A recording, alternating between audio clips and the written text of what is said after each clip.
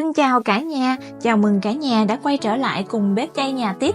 Cả nhà chắc đã quá quen thuộc với các món như là bún chả giò chay, bún chả chay hay là bún nước tương. Hôm nay em sẽ hướng dẫn cả nhà một loại bún mới, đó là bún nấm nướng. Gọi là nấm nướng nhưng nấm thì lại không hề đem đi nướng nha cả nhà. Bây giờ em mời cả nhà cùng vào bếp thực hiện món này với em nha. Ở đây em có 200g nấm bào ngư xám, một ít rau thơm, một củ cà rốt, một trái dưa leo. Xoài keo này thì em chỉ dùng có một ít thôi. Ở đây em có thêm một ít hạt điều rang sẵn, cả nhà cũng có thể thay bằng đậu phộng rang nha. Và phần không thể thiếu đó là bún tươi nha cả nhà. Nấm sau khi đã ngâm muối 15 phút rồi rửa sạch qua 2-3 lần nước, em đem đi vắt cho thật khô. Sau đó em xé nấm ra làm 2, làm 3, tùy theo nấm của mình là nấm to hay nhỏ. Xé bề ngang tay nấm thì khoảng 2cm là được đó cả nhà. Cứ như vậy cả nhà xé hết phần nấm còn lại nha. Hạt điều thì em đi lột cho sạch lớp vỏ lụa ở bên ngoài. Em cho dầu vào chảo để chiên phần nấm bào ngư này. Nấm bào ngư thì cả nhà chiên cho chín và hơi ngả vàng là được nha. Trong thời gian chờ nấm chín, bây giờ em sẽ đi bào sợi cà rốt, dưa leo và xoài. Nấm thì cả nhà chiên cho chín và ngả vàng như thế này là được. Cả nhà đừng chiên khô quá nha. Khô quá thì phần nấm của mình khi ăn sẽ không còn ngon nữa.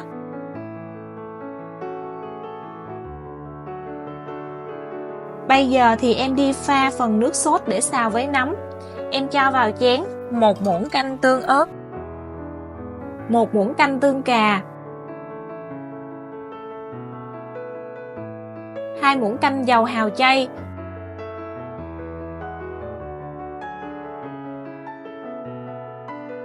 1 muỗng cà phê đường, 1 muỗng cà phê hạt nêm chay, 1 muỗng canh dầu ăn. Bây giờ em sẽ đem hỗn hợp này đun trên bếp cho hòa tan. Em cho hỗn hợp này vào nồi và cho thêm vào đây một chút nước. Cả nhà đun trên lửa nhỏ, khi thấy hỗn hợp hòa tan với nhau thì tắt bếp nha. Cả nhà đừng để trên bếp quá lâu, tránh để bị khét. Với lại mình để lâu quá thì nó sẽ dễ bị sắc xuống, làm cho phần sốt của mình sẽ bị mặn đó cả nhà.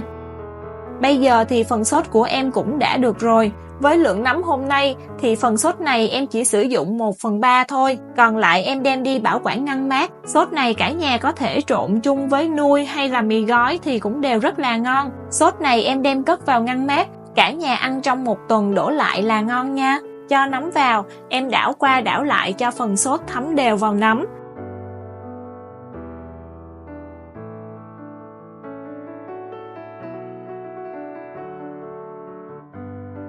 Bây giờ thì em đi chuẩn bị dĩa bún nấm nướng. Em mời cả nhà nghe. Em cho bún vào giữa dĩa.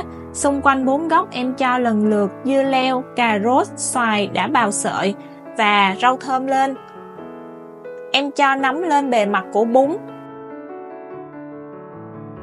Em rắc thêm vào đây một ít mè đen đã rang sẵn. Em cho thêm vào đây một vài hạt điều đã tách vỏ lúc nãy. Vậy là phần dĩa bún nấm nướng của em đã hoàn thành rồi. Phần bún này em sẽ dùng chung với nước mắm nấu thơm. Nước mắm nấu thơm này thì em đã làm ở video trước. Em có gắn link ở phần mô tả. Cả nhà vào xem lại giúp em nha. Bây giờ em mời cả nhà cùng thưởng thức với em nha. Nấm thì dai dai, có xíu cay nhẹ, mặn mặn ngọt ngọt vị vừa ăn. Có mùi thơm thơm của nấm chiên, quyện với mùi của hạt mè rang. Một dĩa bún đơn giản nhưng đầy đủ chất dinh dưỡng, vừa có rau, củ, trái cây, vừa có các loại hạt. Cả nhà nhớ làm thử và cho em biết kết quả với nha. Em xin kết thúc video ở đây. Chào tạm biệt và hẹn gặp lại cả nhà trong những video sau. Chúc cả nhà một tuần sức khỏe, niềm vui và bình an.